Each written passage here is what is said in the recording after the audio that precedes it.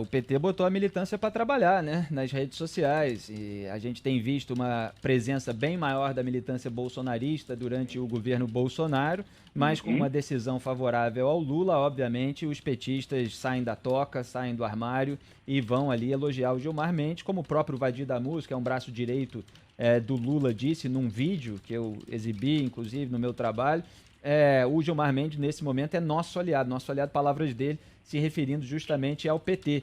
Então, estava tudo já articulado para que isso acontecesse. O Gilmar Mendes mudou de posição em relação à Lava Jato, em relação à prisão após condenação em segunda instância, depois que veio a delação da Odebrecht, que foi resultante do trabalho da Força Tarefa de Curitiba e das próprias prisões preventivas decretadas pelo Sérgio Moro contra o Marcelo Odebrecht. Daquela delação foram atingidos os tucanos, José Serra, Geraldo Alckmin, que acabaram denunciados anos depois, em razão de várias questões processuais, desmembramento, compartilhamento de dados com autoridades suíças, e o Michel Temer também, muito ligado a ele. Então o Gilmar vota a favor do Lula, junto com os indicados do Lula para o Supremo, como Lewandowski, e depois eles vão votar junto com o Gilmar para aliviar a barra dos tucanos. Agora, olha que você falou de militância, né? Mais presente. Guto, a nossa ligação tá um pouco ruim. Eu vou tentar retomar o contato com o Guto Graça, mas Pinho e Felipe, aqui pelas nossas redes sociais, pela nossa live, o ouvinte Fernando, ele falou, olha, essa troca, falando em relação ao Maracanã, essa troca de nome do Maracanã parece ser falta do que fazer, mas quem chama o Maracanã de Mário Filho? Ninguém. E o Mário Filho, ele ficaria como o nome do complexo esportivo, que compreende outros espaços também ali no entorno. E aí o nome do estádio é que passaria a ser Edson Arantes do Nascimento, Rei Pelé. O que o Guto falou faz sentido, né, Felipe? Já tem um Rei Pelé lá em Alagoas. Não só já tem um Rei Pelé, como o Pelé já tem uma fama mundial, já é o atleta do século, né? Foi eleito 4 vezes, inclusive. Eu me sinto muito confortável para falar sobre esse tema, porque na minha primeira semana aqui, a Agatha vai lembrar, eu falei justamente sobre nomes de rua, sobre as estátuas, sobre como essas coisas que são mais perenes, elas deixam viva a história da cidade, a história, eventualmente, daquele local onde esses nomes, essas estátuas, essas homenagens se encontram. Eu citei aqui a autobiografia da Nelly da Pinhon, aproveito até para corrigir, porque depois eu fui ver o vídeo, eu vi que teve um lapso na hora, por associação semântica, eu falei Coração Solitário, mas o título do livro é Coração Andarilho, em que ela conta que o avô dela levava ela ali para o Rio de Janeiro, para passear no centro, nas redondezas da cidade também, e ficava explicando os nomes de ruas, lembrando quem eram aqueles personagens, o que ativava a fantasia dela. Eu gosto muito disso também. Se tem alguns exemplos aqui, o Leopoldo Miguel, que é uma rua em Copacabana, foi um dos compositores do hino de proclamação à República, que depois teve uma alusão num samba enredo da Vila Isabel, Liberdade, Liberdade, abra as asas sobre nós. O Mendes Sá, terceiro governador-geral do Brasil Colônia, cujo sobrinho Estácio de Sá fundou a cidade. O Mendes Sá é uma rua ali na Lapa, que tem várias casas de samba, que atravessa o Arco. Então tudo isso serve para manter viva a história da cidade. E muitas vezes são personagens que as novas gerações não conhecem, mas aí elas perguntam e passam a conhecer qual foi a importância daquela pessoa para o desenvolvimento cultural, artístico, urbano, estrutural, de arte, de entretenimento ali da cidade também, assim como um complexo esportivo como o Maracanã. Então o Mário Filho foi o jornalista, e isso não é corporativismo jornalista, tanto que eu tinha citado outros exemplos. Ele idealizou ali a construção do Maracanã naquele local que era o terreno do antigo Derby Clube. Inclusive, na época, rivalizava com o então vereador Carlos Lacerda, que achava que o estádio municipal deveria ser construído em Jacarepaguá para a realização da Copa do Mundo de 50. O Mário Filho teve, portanto, uma importância muito grande para que o Maracanã fosse construído. Sem essa campanha que ele fez, talvez o Pelé não tivesse marcado tantos gols por lá. Então o Pelé já está, não digo suficientemente homenageado, porque todas as homenagens são justas e ainda serão ao Rei Pelé. Aliás, eu fui na exposição A Arte do Rei na Casa França Brasil, aqui no centro da cidade, em 2002. Eu estava lembrando hoje de manhã o ano que foi isso, portanto, há 19 anos já. que teve essa exposição. Tem lá o quadro Pelé pintado pelo Andy Warhol, né, que até fez uma adaptação daquela famosa frase que todo mundo tem direito a 15 minutos de fama, e ele falou que todos têm 15 minutos de fama, o Pelé tem a eternidade da fama.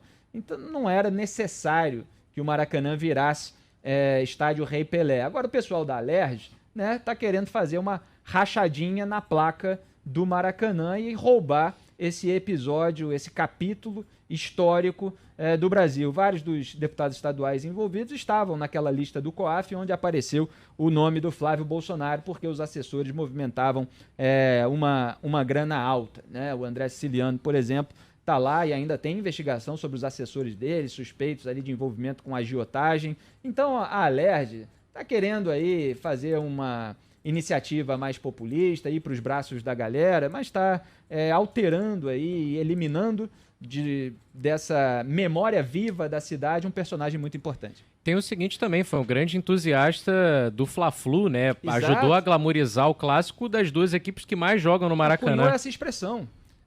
Então, um jornalista que tem um papel absolutamente importante aqui para a nossa história esportiva, para a rotina, para o afeto do cidadão carioca, brasileiro de uma maneira geral, porque o Maracanã se tornou esse templo do futebol, sempre lembrado como o maior estádio do mundo, embora depois das reformas e tal tenha havido aí vários concorrentes. O Guto deu a sugestão de, já que vai virar Rei Pelé, se o Cláudio Castro sancionar esse projeto de lei, o Maracanã, transformar lá o estádio em Alagoas em Rainha Marta. O Guto tá de volta, Agatha. Os ouvintes se amarraram na ideia, viu, Guto? Aqui na live virou conversa entre os ouvintes e internautas. Hein, Guto?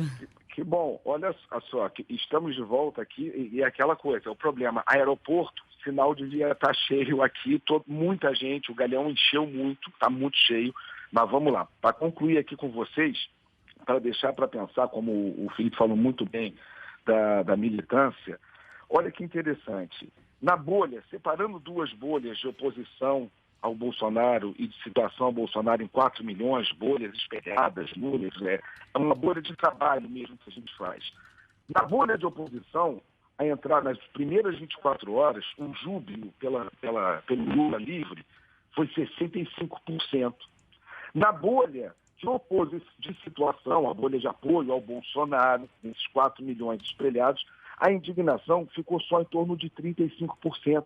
Não é normal. Em geral, assuntos que são pertinentes a Lula e a Bolsonaro entram com a mesma virulência nos dois lados, o que traz o amor de um lado, trazendo o ódio de outro. Foi atípica essa entrada nas primeiras 24 horas. Parece que a turma do Bolsonaro esperou para ver o que aconteceu, refletir um pouco mais. Não foi tão dedo rápido quando costumam a ser no conteúdo. Repito, foi assim uma diferença muito grande da entrada do assunto nas duas bolhas, Felipe, Agatha e Pinho, para a gente ver como é que está mobilizado o pessoal nesse sentido. Guto, essa sua informação é ótima porque ela ilustra numericamente certas teses. Eu só vou fazer uma pergunta para confirmar.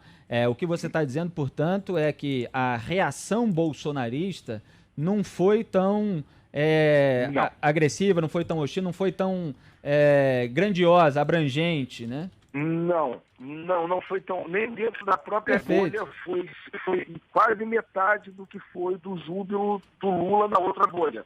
Ou seja, foi uma coisa assim meio atônito. Exatamente. Não costumam ser assim. Foram ou reflexivos ou atônitos. O que aconteceu não sei. Agora, foi uma reação bem menor do que costuma ser. Repito, as reações elas são muito parecidas nas duas bolhas na relação amor e ódio. Não costuma ter isso nas 24 horas, mas o que a gente já vê um crescente na bolha de apoio do presidente, né, indignação subindo, e vê agora meio que baixando a bola digamos assim, do júbilo da soltura do Lula. Vamos aguardar aí, tem coletiva, tem muita coisa para alimentar essas redes, né, Felipe, Agatha, Kim, vamos aguardar aí. Guto, o que você está falando, e aí eu aproveito para fazer a minha análise, porque os seus dados estão confirmando aquilo que eu venho dizendo. O bolsonarismo está do lado do lulopetismo nesse aspecto do desejo de impunidade, porque o Flávio Bolsonaro está pendurado na justiça, porque ele foi denunciado pelo Ministério Público do Rio de Janeiro por peculato, lavagem de dinheiro e organização criminosa, porque o Jair Bolsonaro tem medo de onde essa investigação pode chegar, porque recebeu lá 89 mil reais na conta da Michelle, instrumentalizou órgãos de Estado, levou o diretor da ABIN, Alexandre Ramagem, que ele queria colocar na direção geral da PF, e o general Augusto Heleno, chefe do GSI, Gabinete de Segurança Institucional, para uma reunião em 25 de agosto do ano passado com a defesa do Flávio Bolsonaro, para encontrar caminhos para anular o inquérito das rachadinhas na Alerj, de quem eu estava falando agora há pouco. Então, o bolsonarismo vê com bons olhos a suspeição do Sérgio Moro, que é um rival potencial para 2022, mesmo que ele não tenha demonstrado grande interesse em concorrer, mas eles morrem de medo que alguém de fora possa tocar nessa ferida, possa grudar Bolsonaro e Lula como representantes desse bolsopetismo que está unido na frente ampla pela impunidade, sabotando o combate à corrupção.